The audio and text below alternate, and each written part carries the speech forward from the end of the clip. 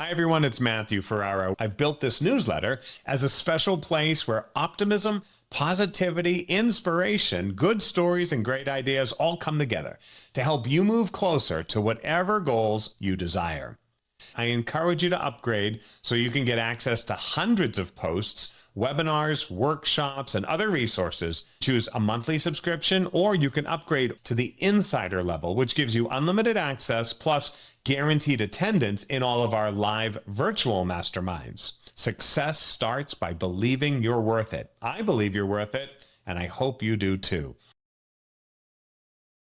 Happy to have all of you on today's program, where we're going to be focusing on the buyer and seller trends by the National Association of Realtors. I took some time to read through all 145 pages of the report, and I have brought some highlights together in today's program. As I have said for many, many years, real estate is really much more about the real estate consumer than the actual houses themselves. And while it's important to understand market stats like price and days on market and list to sell ratios, ultimately what truly matters is who is buying and selling and how we can connect with them and adjust our sales and marketing and relationship management plans to create the opportunities we need to grow our business, but also to serve customers and clients all around the world. So, as always, we appreciate the opportunity to share these ideas, not just the data, but some strategies for leveraging them. I also want to thank all of you who are in today's program, but we do have some guests here today, so I just want to point out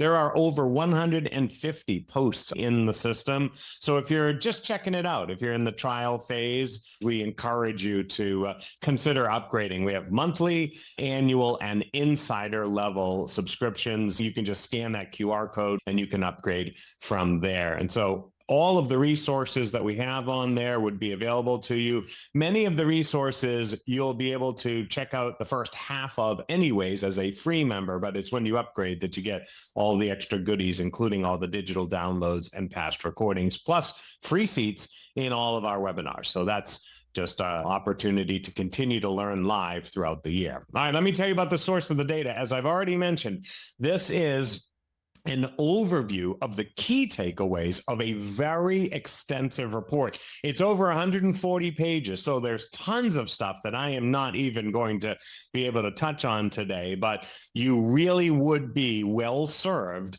to read the whole report and keep it handy throughout the year. The place to find it is on the URL at the top. It's the National Association of Realtors Annual Profile of Home Buyers and Sellers. The 2025 edition is at the Research and Statistics URL of the NAR site. Let me just add one other caveat here, which is while this data is national in its perspective, many state association of realtors actually take the same data set and then just pull out the local relevant data and create a subversion of this report. It's going to be the exact same charts. All they do is pull out the responses from people who indicated they were from your state. Now, if you really want to get excited about consumer data, you would also consider what kinds of questions might you start surveying your own customers and clients about at a company level, if not just a personal level, because this would allow you to, again, add an even deeper insight as to how the people you are working with correspond to the general buyer and seller trends in your state and nationally. There are going to be all sorts of similarities. There'll be also some interesting exceptions as well. So I think, again, as you look at data and you get excited about what it can teach us in order how to be more effective with our business, you start to see the opportunity to do this nationally, at a state level, and then even individually or as an individual firm. Now, to be clear, I just want to point out that this data is actually a combination of 2024 and 2023 data. The way they run these reports is a little funky. What they do is they run them from July to June. So what we're going to see is data that is comprised of people who did buy and sell through the first 6 months of this year and did buy and sell through the last 6 months of last year. So you're really getting a year-long trend, but it's a little bit of 2023 trend and a little bit of 2024 trend. Now, to be clear, in some years, that can actually skew the data. Remember the pandemic, where if we looked at data from 2020 to 2021, it was very different because of massive change. We also saw that in 2022, when interest rates precipitously dropped in 1 year, in one 6-month period, we saw massive changes in the data. I can tell you, however, that the 2023 rolling into 2024 data is very consistent. And that is because the general economic environment and social environment, things that drive people's buying and selling, didn't radically change. So just keep that in mind. But this isn't only 2024 data to predict next year. This actually takes us back into 6 months of the previous year. This is a large survey. 167,000 sampled requests went out, and they received back just over 5,000 responses. So the cool thing here is that it's a fairly good response rate of 3% on this survey. And the key is that it's people who actually did it, who actually bought and who actually sold. So that's what we really want to know about, not just people who will randomly answer a survey on a website somewhere, but people who actually got the job done. Let's not delay any further. Let me tell you what the big takeaways are for this year's report. I'm going to just give you the absolute major changes, major highs, major lows, and then we'll break it down into 3 segments of buyers, sellers, and even for sale by owners, because we actually do study people who did not work with real estate professionals to understand a little bit of their behavior as well. So these are the big takeaways from the NAR annual profile of buyers and sellers. Let's start with the buyer big takeaways. Here they are. First of all, first-time home buyers hit an all-time low of 24% of all buyers. This is an important statistic to keep in mind when it comes to your marketing plan, and we'll get deeper into that in just a moment. The median age of all buyers was 38, also an all-time high. Buyers are older than ever if they're actually transacting in the marketplace right now. Repeat buyers also reached an all-time high of 61 years of age. So I just want to clarify here before we go any further. We're talking about a marketplace that is being driven by baby boomers. So the vast majority of buyers were repeat buyers. I'll show you that data in just a moment. And the vast majority of those people were in their 60s. That really is telling us that the market is being driven by a very strong baby boomer demographic. And that has a big impact on the kinds of marketing tools we use, the kind of messages, the kind of concerns that they would have. And these are all-time highs. So we have not in the past 40 years worked a market that looks anywhere close to this whatsoever. The all-time low that corresponds to the all-time age high is that pretty much only 1 in 4 buyers last year, or buyer households, had children under the age of 18. So these are not people who are running around worried about the elementary or high schools. They may have had children in their 20s at home, but the survey stops, it cuts it off at 18 because typically the school system issue is generally most important to buyers when it is elementary school and high school. Going off to college is not a housing decision for most buyers in the past. The good news on top of all of this, though, is pretty much 9 out of 10 buyers worked with an agent, 88%. That is a great number, a very stable number over the past few years. They took about 10 weeks to look around through the market and to make an offer that got accepted. That's 2.5 months, so let's just keep that in mind. And a number that is stable year over year, but still an all-time high average, is the amount of time they spent in their previous home before moving again, which was 10 years. Now, remember, that's hugely skewed because we have more repeat buyers than first-time home buyers, although technically first-time home buyers, if they're young, may have lived at home the previous 10 years. And so overall, most people are not transacting more frequently than once a decade, which is a big change in the last 35 years. I've been in the business where for years we taught people to expect a transaction every 5 to 7 years. Finally, I'll just point out that most buyers were very satisfied with the experience that they had. 92% said that they were very or mostly satisfied with their experience with their agent. So those are the big takeaways. We're going to go deeper into a lot of these in just a moment for buyers. Let's do the same thing for sellers. What were the big ahas in the seller data for the last 12 months? If you expect that the buyers were at the highest age, that is because many of them were sellers. And so the typical age of a seller last year was also a baby boomer age of 63, also the highest in the last 4 decades. So however you slice this market, 3/4 of it is baby boomers making the moves. About 7 in 10 were married couples, and we'll see that later reflected in household income, partially because of the cost of housing. As housing costs have risen, you need to have more than 2 incomes, a certain level of household income to be able to do it, and married couples command that income. And of course, baby boomers decreasingly would have fewer and fewer children under the age of 18 at home. 77% did not.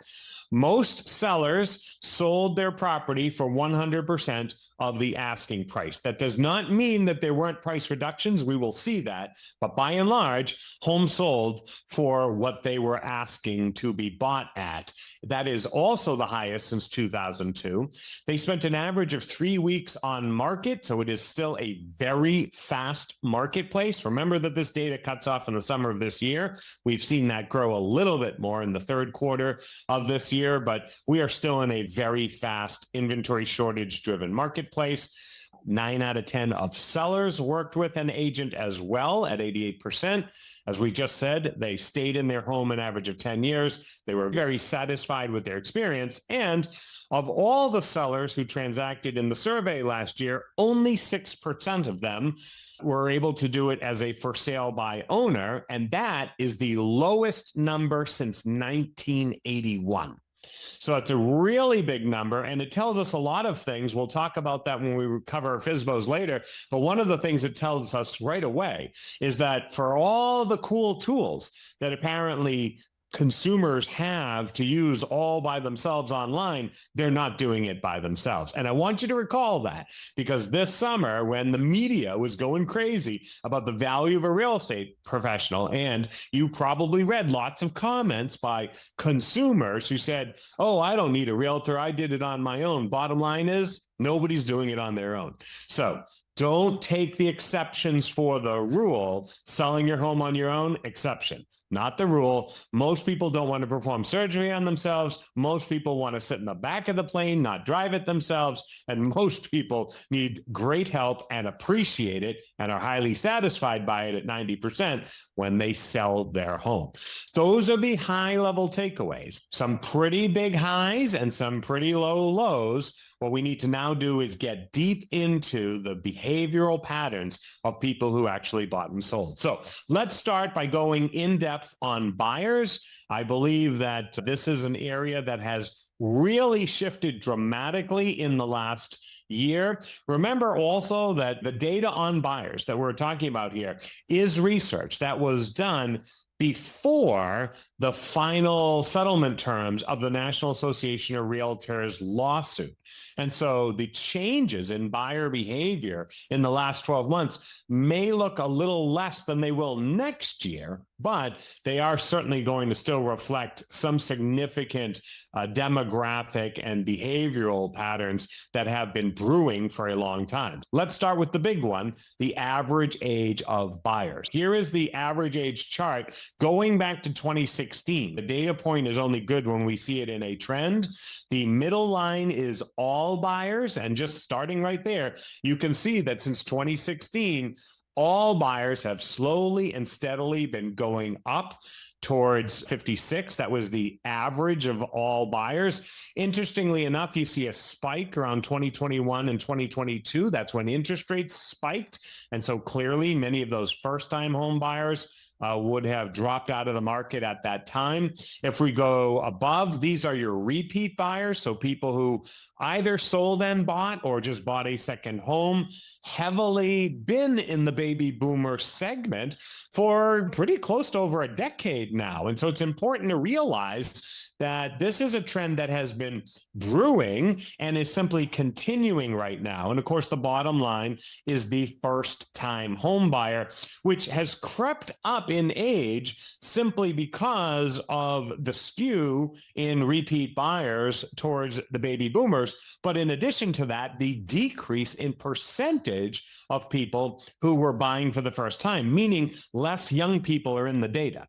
So less people in their 20s and 30s are buying. So the skew is going to happen because of all the reasons first-time home buyers have been restricted from the market, lack of inventory, rising prices, mortgage affordability, down payment difficulties, but also simply because what's happening is they're competing with more baby boomers who are continuing to buy and sell homes well into their 60s, 70s, and 80s.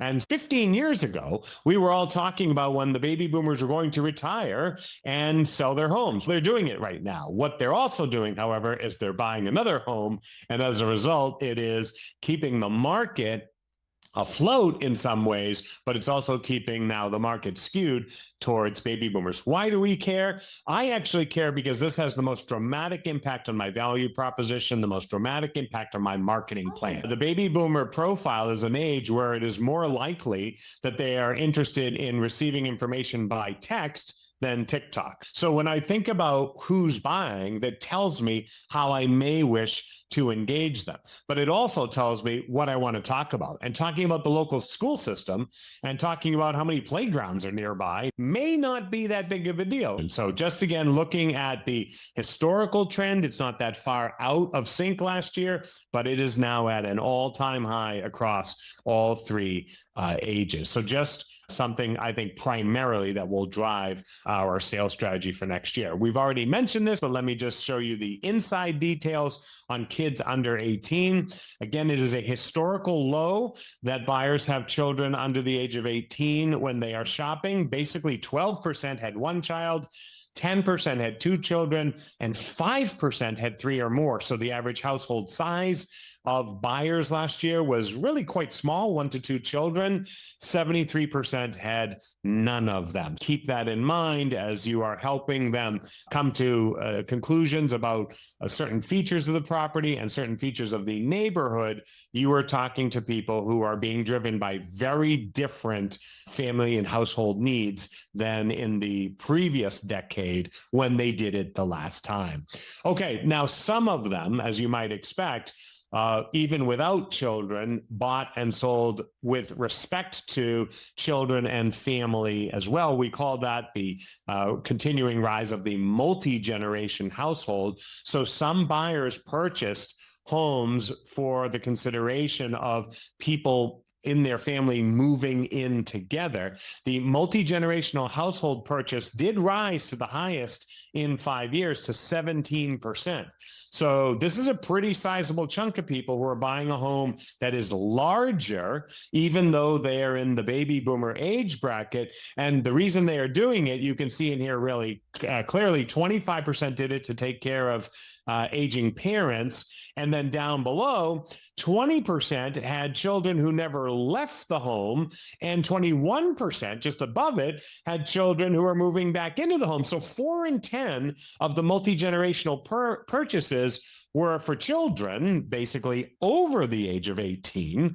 So 20-somethings and maybe older who are going to move back in with a mom and dad. And then 1 in 4 was to take care of aging parents. And let's not underestimate that 1 in 3 people did it for cost savings purposes. They moved into multi-generation to pool income in some cases. Lots of nuance in there, but when you're thinking about it, while there aren't a lot of reasons they might be interested in school systems and playgrounds, there still may be a lot of interest in larger homes for larger household sizes because about 17% were multi-generational driven needs. Now, in terms of ethnicity, the data stayed fairly close to the year before. The vast majority of buyers last year in the United States were whites. We also see that Black Americans continue to purchase at a fairly stable rate of 7%, the same as the last year. Hispanics were basically statistically the same, 7%, 6%. It's about the same when you really are measuring data at this level. And Pacific Islander Asian Americans actually fell in terms of buyer activity last year, and it fell 2 points, which isn't statistically the same. That's actually a fairly significant shift. So for some reason, Asian Americans pulled back from the market last year at a fairly decent rate. The year before, 6% of buyers were Asian Americans. Last year, only 4%. Again, going to be very specific to certain markets where they have a significant population of Asian American, Hispanic Americans, and Black Americans. But overall, the numbers were mostly stable with just that blip in Asian Americans. The age of buyers is important, but other demographic factors also play in. And one of them is the education level of buyers. The people who are buying tend to skew towards college graduates and above, and we continue to see that in the data. These numbers, as a set, have been roughly the same for the past decade, but a little bit higher now on very higher education because of the increase in baby boomer activity in the marketplace. So 1 in 3 were college graduates with at least a bachelor's, but 1 in 4 had a master's degree, plus 7% had a doctoral degree. On the other end of it, still a very healthy number of about 1 in 3 who at least graduated high school and or community college associates level degrees here. So still a fairly educated consumer out there, skewing a little bit higher, again, probably directly related to the age.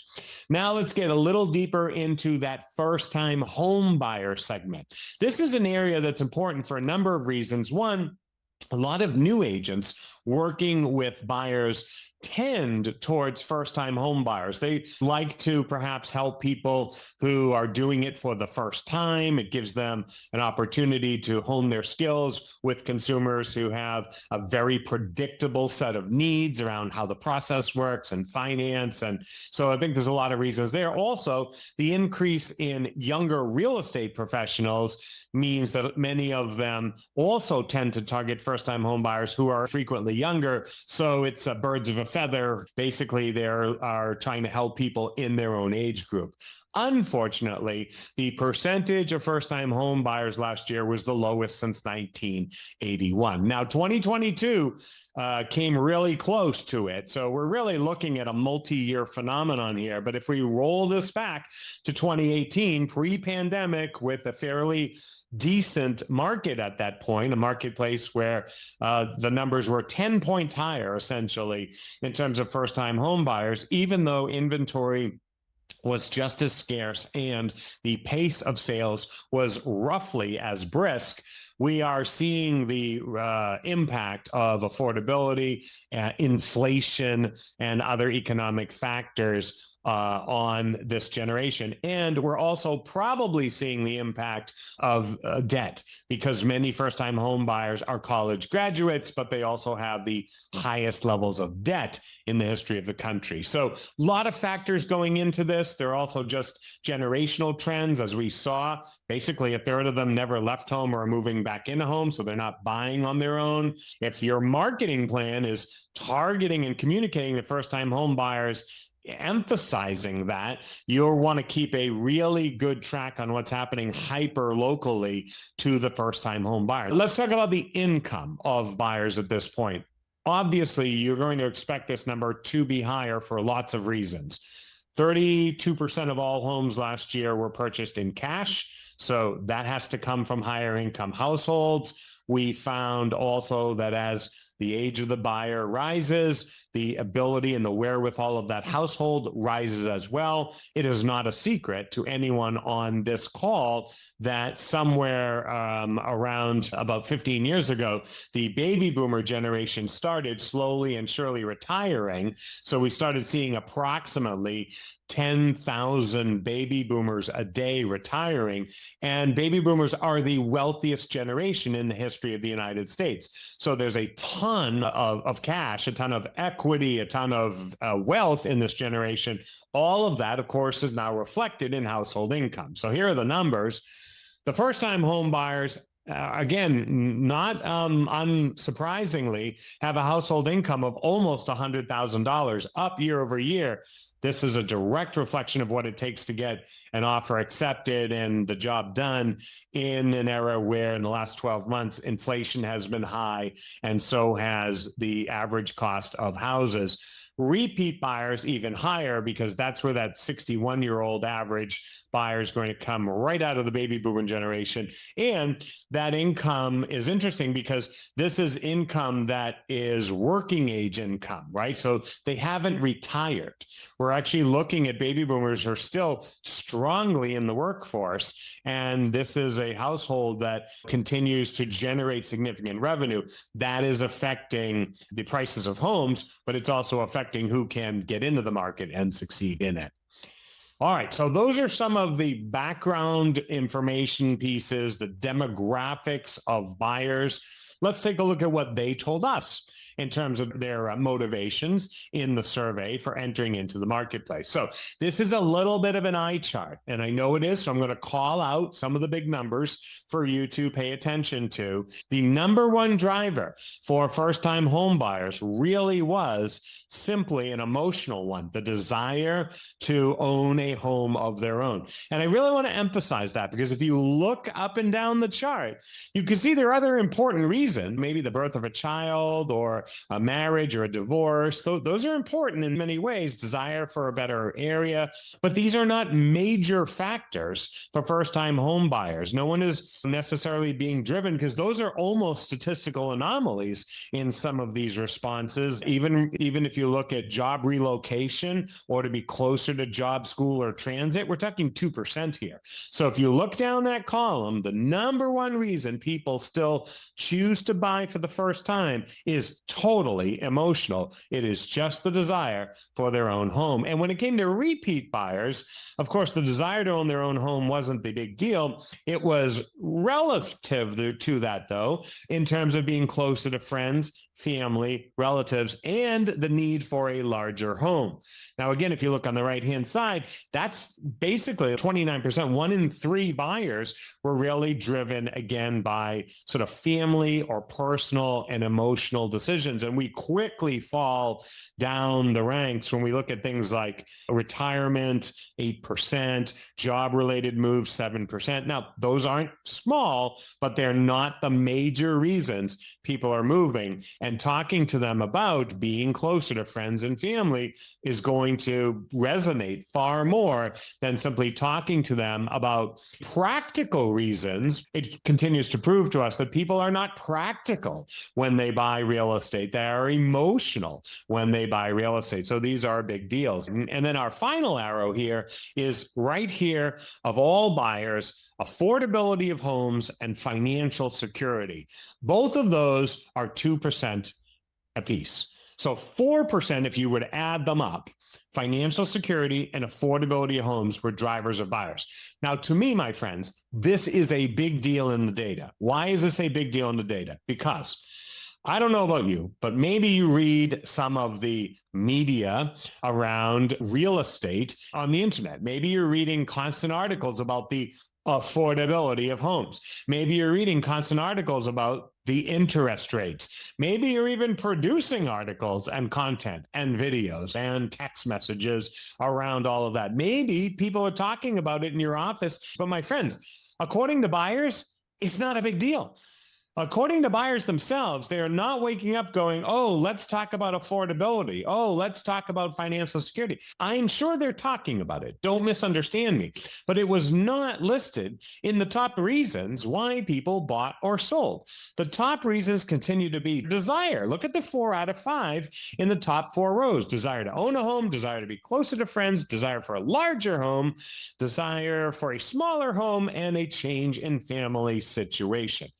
I'm emphasizing this only to say that sometimes what we talk about in this business is what we pay attention to in this business, right? We pay attention to it much more than the consumer does. And what the consumer wants is perhaps messaging and encouragement and support and insight into their emotions and their desires. And to be fair, you know this because when you go buy anything, the finances almost always come second. Have you ever bought a car and said, I'm only going to spend this much? And then you test drove a car and you blew your budget. No questions asked. You go to the department store and you say, I think I'll go buy a nice, responsible sweater. And you leave with a new suit, a hat, and a pair of shoes. Emotions drive transactions of all kinds. I just am emphasizing this because the data actually has said this all along, except that the real estate industry is obsessed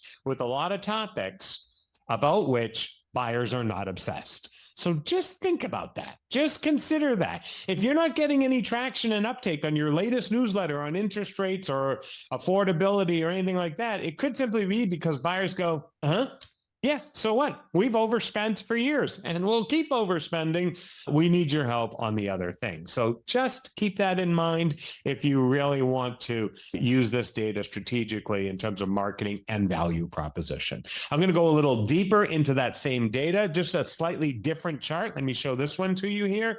Again, this is a little bit of an eye test because if you put the chart on here, the text gets a little small. So I'll just read them off to you again. Number one reason, it was just the right time and the buyer was ready to buy a home. So if I look here at the very top of the chart, 43%, it was just the right time. 23% said, I didn't have a choice. I had to purchase. That could be all sorts of reasons: divorce, family circumstances, job relocation. And then the third reason was it was the best time because of availability of homes for sale, which a couple of you mentioned in the chat room when we asked. But the buyer wished they'd waited, 4%. It was the best time because of affordability, 4%. It was the best time because of mortgage finance options, 2%. So no matter how we ask buyers, they are buying when they're emotionally ready to do. They are not buying because of a slight fluctuation in interest rates. I don't know about you. To me, that's encouraging. I find that encouraging. I think a lot of agents spook themselves by saying, oh, no one's going to want to buy because interest rates are so high. Buyers don't seem to be saying that, at least not the buyers who are in the market right now with the wherewithal that they have and the motivations for moving forward. So just keep that in mind as you use this data strategically. So now we know why they're entering the marketplace. How do they shop, both for homes and for real estate agents? Let's take a look at their behavioral patterns for absorbing housing information and engaging housing professionals. Let's start with this chart, which is the top sources of information that buyers used to search for homes. Now, there's not a ton of surprises in here, but there's one major omission that surprised me. So I'll bring that up. But here we go. Good news is real estate agent continues to be the top of this list. So the number one source that people used for home searches was real estate agent. When we asked buyers over and over again, what do you really need help with? They said, we need help finding a home that we can afford and fits all of our needs. So real estate agent, still number one on the list, followed by, of course, a mobile device of some kind. So they had an app of some kind, followed by open houses. I don't want you to underestimate the power of open houses for buyers. Real estate agents might not like to do open houses. I've heard this for my entire career, but buyers love open houses. No problem going to open houses. No problem using them as a source to find the house that they want. 50% said it was actually the top three, one of the top three items they used for searching for a home. Online video, great news. Yard sign, still 32%, not a bad number in the age of everything is supposedly online. Obviously, new construction catches people's attention and has been more important than ever. New construction actually represents 1 in 5 sales right now in the United States. Yesterday, home builders put out new numbers showing that about 780,000 new homes so far have been sold this year. In an era of only 4.5 million sales, that's a big number, really. New construction and home builder is a big source for people. The rest of the sources, no surprise there. Newspaper, don't even know where you can buy one, let alone see real estate information in it. Home books or magazines, I don't know, maybe there's still a few of those printed. Billboards, relocation companies, television, low within statistical deviations here. But here's something that's missing from the chart. I want you to just look at the bottom here and jot this down. For some reason, the National Association of Realtors did not include the question of social media in their survey. I don't know what happened here. I don't know if someone just forgot or it didn't rank. Like it didn't even get in the top 15 here because it's not even on the list. But it tells me something. It tells me it's not in the top 10. It tells me it's not in the top 5. So social media is a powerful tool, and it is a powerful tool for certain kinds of work. But I got to be honest with you, friends. Posting listings on social media seems to be a non-thing to prospective buyers because it's not even in the top 10 information sources used for home search.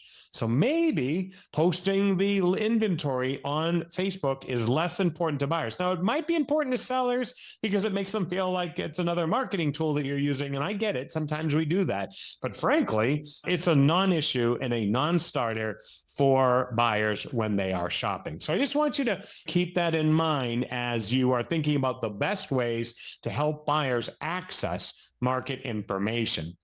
Again, as I already indicated, what they really care about is how you will help them find the right home to purchase. Basically, 50% of all buyers said, that's my number one priority. 7% said, help me with the paperwork. That's a big deal too, because in the last year, we've been so worried about the paperwork. We've been so worried about whether buyers will be able to navigate forms and specific disclosures, et cetera. They don't seem too worried about that. Now, that again, this data is pre-settlement, so that may change going forward. They may be faced with new paperwork that is more daunting than ever before, but by and large, it's not the driver. Help buyers find the property they're looking for. Now, what about shopping for agents? What about you? How do they connect with you? The good news is the data is fairly stable. And the even better news is that the things most of you on this session probably do all the time are going to continue to serve you well. So again, a little bit of an eye chart here, a little bit of a deep set of data. So I'll break it down for you. But as you're not going to be surprised, I am sure the number one place that buyers found their agent continues to be their sphere of influence, which is your sphere of influence. Friends, neighbors, relatives, or the agent they worked with the last time. And I just got to say something here about that second number. The agent they worked with the last time is a big deal because remember, they haven't worked with an agent for 10 years.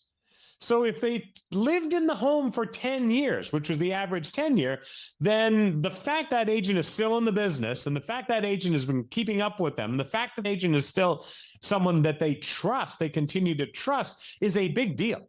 So I look at this, I think of this as a huge win. Anybody who is building a relationship-based business is going to look at this and say, wow, 57% of buyers found their agent through their sphere, which is my sphere. So that's a big deal in terms of sources of where I would market and put my energy and put my money to continue to generate buyer business. If I scroll all the way down to the bottom, again, saw the agent's social media page without a connection, meaning social media advertising, all the money being poured into social media advertising, it's 1%.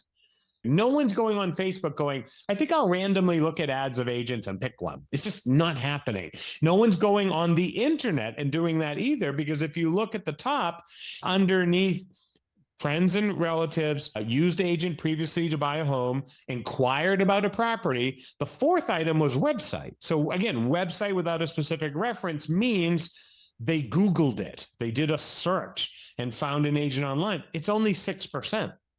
So only 6% of buyers basically searched the web for an agent, but 7% found their agent through a referral. And if I go even further, 5% found them at an open house or answered the telephone at 4% or answered an email. Oh, and speaking of choosing their agents, here's a number that is increasing year over year and critical to all of us. Most buyers interviewed only one agent. I don't know how to emphasize that enough. Most buyers are not going out there and asking to interview 5, 6, 7, 8, 9, 10 agents and comparing all of their commission rates or experiences or anything like that. The bottom line is 75% of all buyers interviewed one agent. You see it right there. And only 19% of first-time home buyers interviewed two agents. And again, maybe that's because they don't have any relationships yet. They're first-time buyers, and so they're forging those relationships. And of course, repeat buyers in the middle, even higher in terms of the percentage that interviewed one agent. They interviewed the agent that they've known all along for the last 10 years and have stayed in contact with them. This tells me, friends, that while it's important to be the best, so don't ever underestimate that, it's also critical to be first. It's critical to be in flow with buyers so that when they raise their hand and they're ready to go, they know that you are right there for them. And last but not least, in our buyer data, let me just show you how loyal buyers are. 73% of buyers were satisfied enough to be willing to refer their agent or work with them again the next time. So you can see the table inset on the right-hand side. A very high number of people were referring their agent 2, 3, or even 4 or more times. On average, it was one time since buying, but don't underestimate that 29% of buyers, 1 in 3, had referred their agent 3 or more times to friends, family, neighbors, colleagues, etc. So buyers remain highly satisfied and willing to be a source of future business for you. Interesting stuff on buyers. Now let's do the same for sellers. Now let's take an in-depth look at sellers' behaviors and mindsets when it comes to people who actually sold homes and how they engage with our industry. So we're going to now break down some of the data around sellers, and let's start where we started the last time with buyers, which is taking a closer look at seller age. Again, we rewind the clock to 2018, take a look back at 6, 7 years worth of data, and we are seeing a dramatic rise in seller age. We really see the shift happen between year 2021 and 2022 and continue to grow in the baby boomer segment since 2022, since interest rates rose and inventory still remained tight. But don't fool yourself, because the average seller has been in their 50s and 60s and has been a baby boomer for more than a decade. So once again, what kinds of value propositions do they focus on? What kinds of needs do they have? What kinds of goals do they have? It is a baby boomer market and will continue to be for a very long time. It's reflected, as you'd expect, in the experience of the seller. So 76% sold 1 or more times in the past.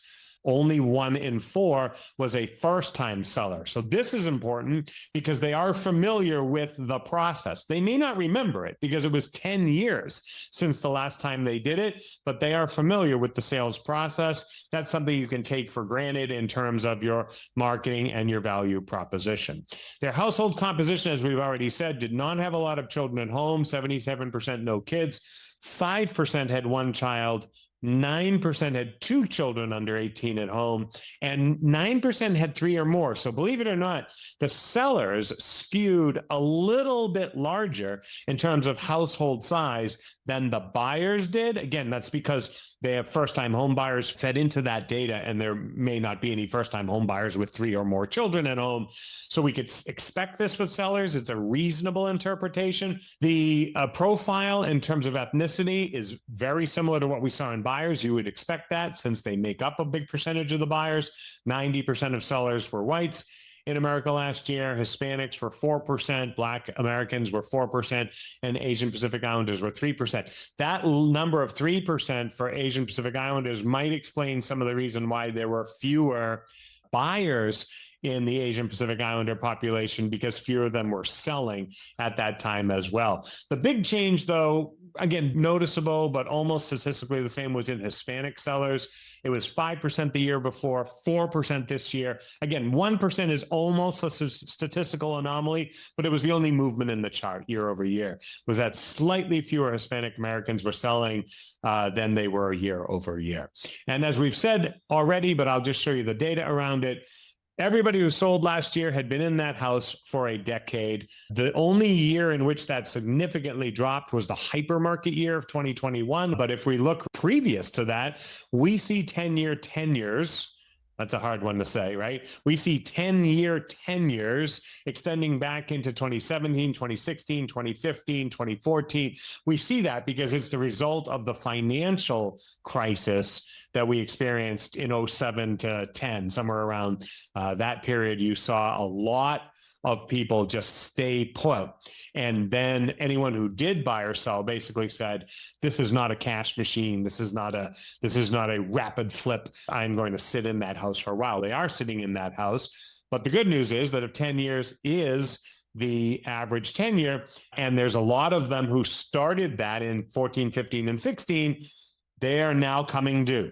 So we can actually look forward and project the opportunity for a significant increase in seller activity simply due to this average tenure. We would have liked it earlier. The cycle would have been nice if it had repeated at 5 or 6 or 7 years.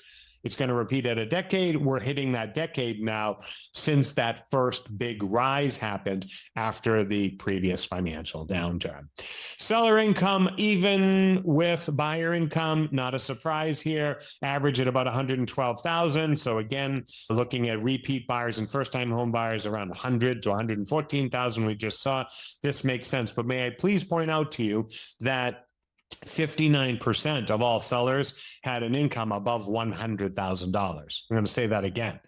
6 in 10 sellers made more than $100,000. 1 in 5 sellers made more than $200,000. And folks, this is income. So this is telling you these are people who are still in the economy. This is not wealth. This is people who are still generating significant amount of annual income.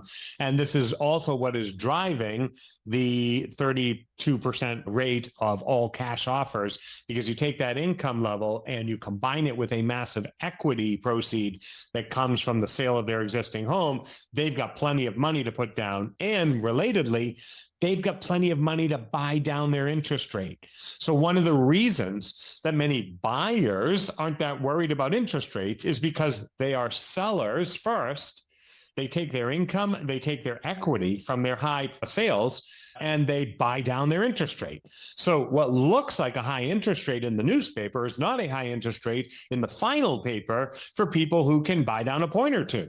And so I want you to be clear about that. This really is driving the marketplace and potentially driving the mental mindset that interest rates aren't a big deal for the people in the market. It may be a big deal for pundits and people who'd like to be in the market, but for those people in the market, it is not a big deal. They are just using the equity and the income that they have. Now let's talk about why they sold. So if inventory is still scarce, if it's harder to find homes and there's a chance that if they sell, they'll be stuck for buying for a while, all those things seem to be headwinds. If they're also staying put because they have a low interest rate, you would see this as an impact in their motivation, but we don't. So again, I want you to be careful about what you think and what is actually happening. This is the chart of the top reasons why people sold last year. And again, at the top, the number one reason is friends and family. They either want to be closer to friends and family, or they have to buy up or buy down. They buy up in size. We saw the multi-gen housing data a little earlier. They buy down in size because still 1 in 10 of baby boomers are probably retiring. And so there's a personally driven reason for these kinds of changes to occur. So when I look at these, I'm saying to myself, okay, if it's such a big deal that baby boomers have such great mortgage rates, where does it rank? Where is it people saying that I was motivated to buy because of financial reasons? And it's just not there, my friends. The neighborhood was a top 10 reason. The moving due to retirement was a close to top 10 reason, but cannot afford mortgage or other expenses really just isn't there. And we're just not seeing it reflected in terms of their primary motivations. Once again, sellers are just as emotional as buyers because sellers become our buyers. It's a virtuous circle, and we want to focus on the things that matter to them. When you're building content and you're talking about your value proposition, I don't think the obsession in this business with interest rates is serving anyone, certainly not serving the interest of seller consumers. Now, here's an interesting data point that did jump out, and it is actually a uptick once again, and also a near historic high. But sellers are moving pretty far. And this is something that is a major change of the past 3 or 4 years compared to previous 2 decades. So if we look here, about 40% of sellers moved within roughly their own town, but 35% of sellers last year actually moved 100 or more miles. And if we think about this, 100 miles, 500 miles, 1,000 or more miles at 12% of sellers, this is a very high mobility. And this is an area where it may become more important than ever to understand the feeder destination market of your marketplace and understanding who's searching in your marketplace from 500 miles away. And do you have referral sources from that market? Do you have connections to real estate professionals in that market? So who's searching for homes in Chicago? Is it coming from the coast? Is it coming from inland cities? Is it coming from 10 miles away? Is it coming from 1,000 miles away? So understanding that a very high percentage of sellers are moving far is critical to understanding the kind of value proposition and needs that they have. All right, now when they sold, they also experienced certain things, and I think this is critical to helping us understand the patterns that sellers are expecting in the marketplace. Here's one aspect that I thought was pretty important. 65% of sellers did not have to reduce their asking price last year. So that's a big deal. As we said, most sellers experienced 100% match between the asking price and the offer that they accepted. 65% did not have to reduce the price. And basically 21% last year reduced it one time. The current data on that is 21%. The year before was 19%. So a tiny uptick in single time price reductions.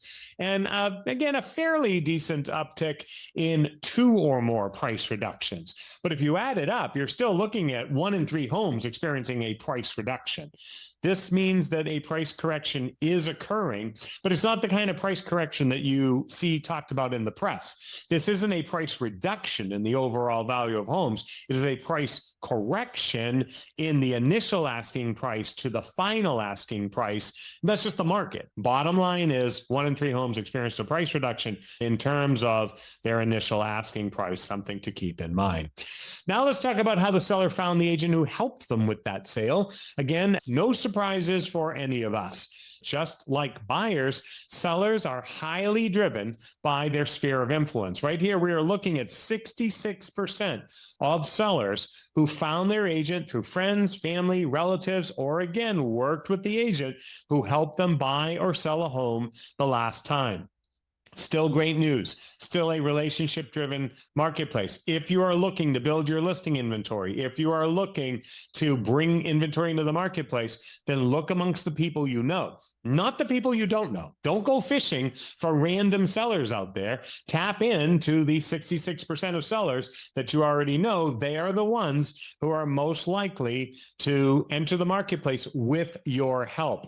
Again, we look at the bottom here with all of these 1%, 1%, 1%. No one's walking into the office. No one is randomly seeing a social media ad or a social media page and listing with that agent. Even certain things like direct mail are kind of low performing tools right now. This could be different in certain segments, but 2% around direct mail compared to personal contact. At least that's double when you really think about it. We look up here, direct marketing through telephone and email, as well as referrals, generating referral-based business is outperforming 2 to 1 direct mailings and physical handouts of some kind. So it's really critical to actually know what sellers did, not just what marketing could do. And it's increasingly expensive to market these days. So fine-tuning your marketing strategy to the actual behaviors of sellers can save you some money and create better results. And speaking of being more targeted,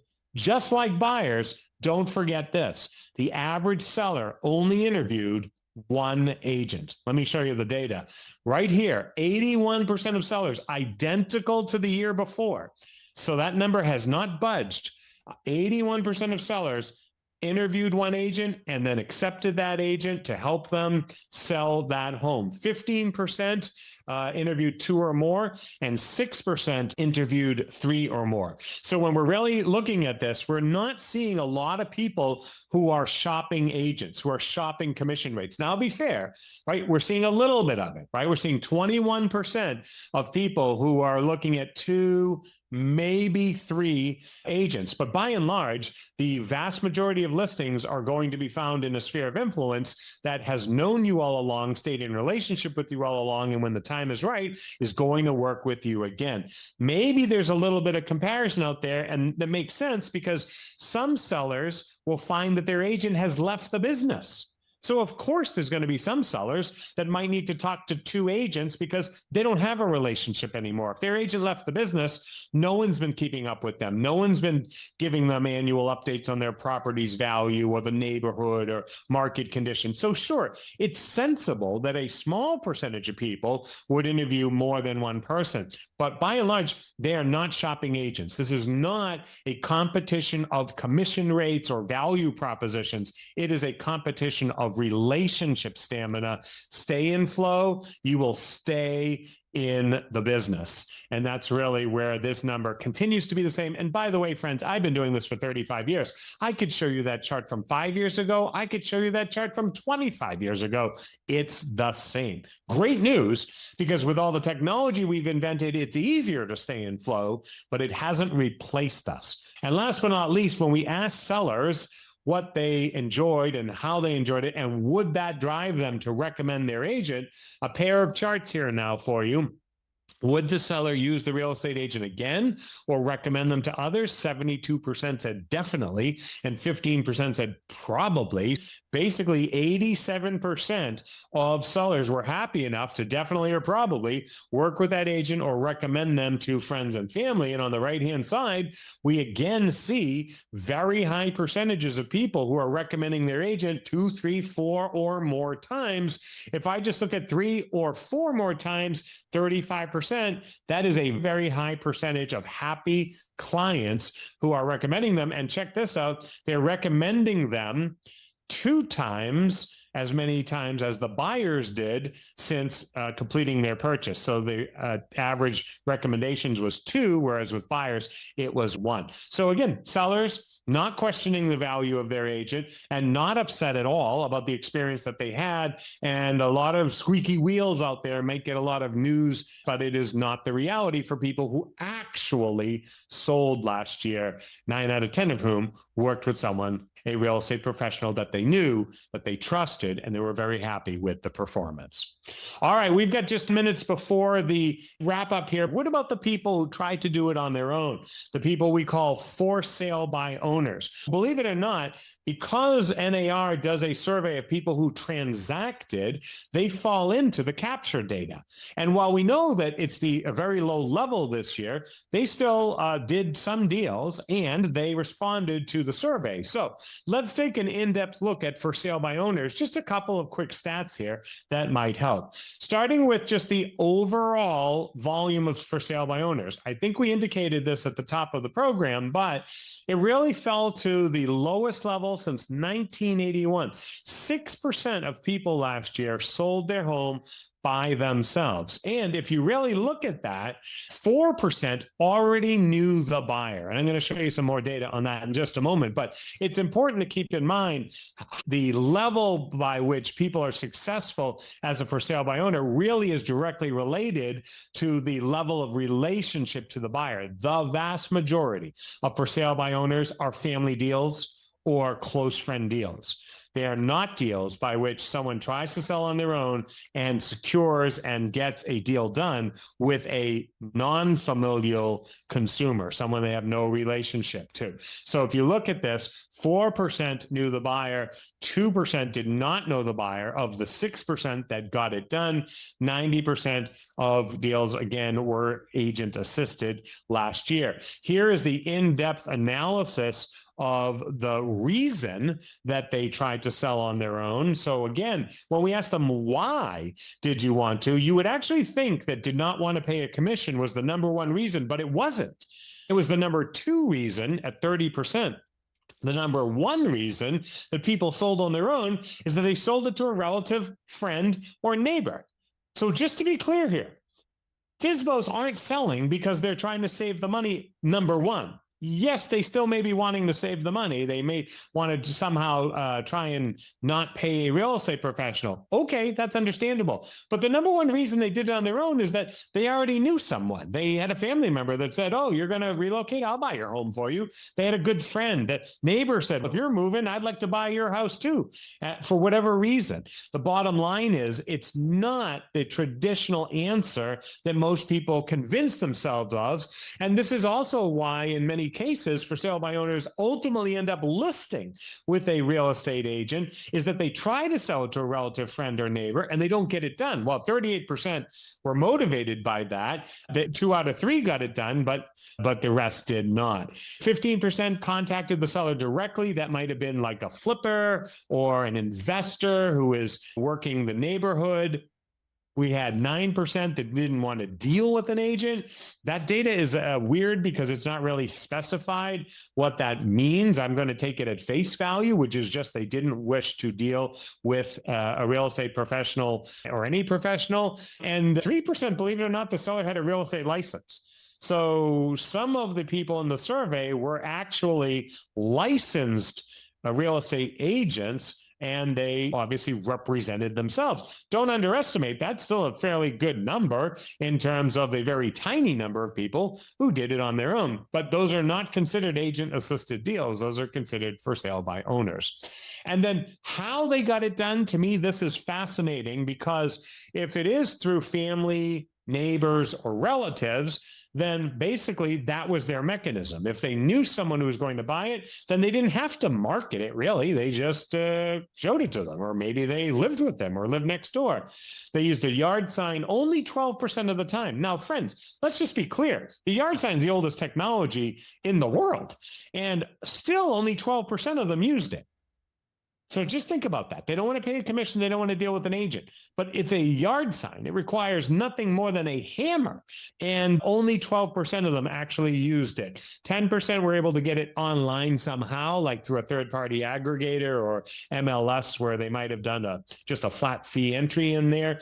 5% did an open house. Remember, 49% of buyers said they wanted an open house as a major shopping mechanism. And then you add in all those other things, but go to the very, very bottom here, and you will notice none did not actively market the home, 63%. I cannot tell you, my friends, how many times we tell real estate agents, if you're looking for potential listings, reach out to for sale by owners. There may not be thousands of them in the marketplace. There may only be hundreds of them in the marketplace, but 63% of them are doing zero marketing, and 12% of them are even using a yard sign. Are you kidding me? That kind of opening for you to be able to have conversations around the power and benefit of appropriate marketing to bring multiple buyers in and potentially create an offer well above what they would have sold it to a family member to or a neighbor to, is this is honestly like a massively untapped area. And when we look at what for sale by owners did on their own, we see that there's a reason why they're not professionals, because they're not able to actually exercise any professional capabilities. All right, that is going to wrap up our program. First of all, it is very important for me to remind you that all of this data came from a tremendous amount of work and funding by the National Association of Realtors. So many thanks to NAR for doing this every year. It is such a big help to all of the members and professional realtors that are out there. Please go get a copy of it yourself. Thank the association for providing you this data. It's 140 plus pages, so it's really got tons more that I couldn't possibly teach you. So it's got some great insights in there on housing statistics, financing or methodologies. And cool thing is they have a lot of their past studies online as well. So if you wanted to see year over year, you could purchase a previous study. And as you saw in some of the charts, they're going to show you previous data on many of them to create trend lines anyways. But many thanks to NAR for continuing to make this available to members and to do this kind of research. It is hard work, and we appreciate that. And I'm glad I've been able to share it with all of you. And thanks to all of you. I love working with all of you. I'm so grateful for your support, for being here for this program, but also on an ongoing basis, our webinars. I hope you've enjoyed it. But thank you all so much for hanging out with me. Thank you for being the professionals we need at a time like this for our industry. Keep doing great work, and we will see you all very, very soon.